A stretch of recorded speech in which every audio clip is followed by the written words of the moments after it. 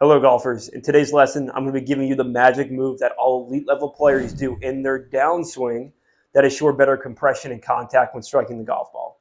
If you look at a player who is a high handicap compared to a low handicap, their difference is their ability to transfer weight properly to their lead side instead of hanging back and spinning in order to give themselves a chance to hit the golf ball and square up the face.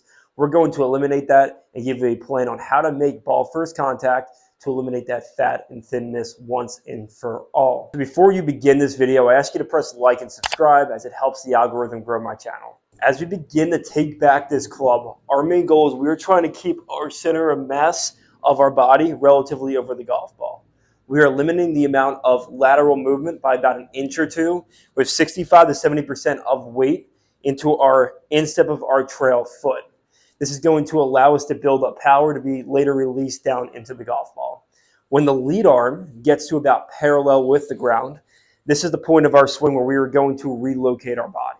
We are going to feel a slight pressure shift pushing down into our left foot, changing the flex of our left leg. Feel like we are squatting a bit more. And then later in the swing, that is going to allow us all the freedom to be able to extend this left leg and to push off for more power, freedom for the arms to go through impact.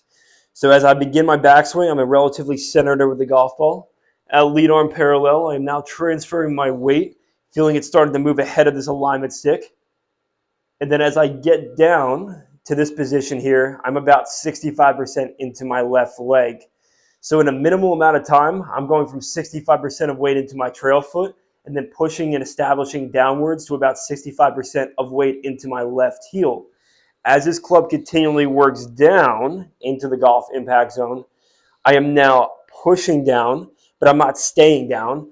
If I didn't have that extension element through impact and I extended my arms, I'm going to hit way behind the golf ball. So there comes a point in time where this lead side needs to extend for us to push off the ground to create more power. So in order to get down this feeling, I want you to go to the driving range and hit L to L swings, I call it, allowing your body to stop at lead arm parallel, reposition the weight to the left side, start to rotate, and then extend through impact, allowing these arms to be elongated through the impact zone.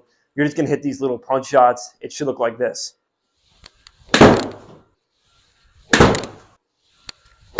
So take that downswing feeling to the range. You're gonna help your ball striking and compression when hitting the golf ball. Thank you for watching as always, and I'll see you next time.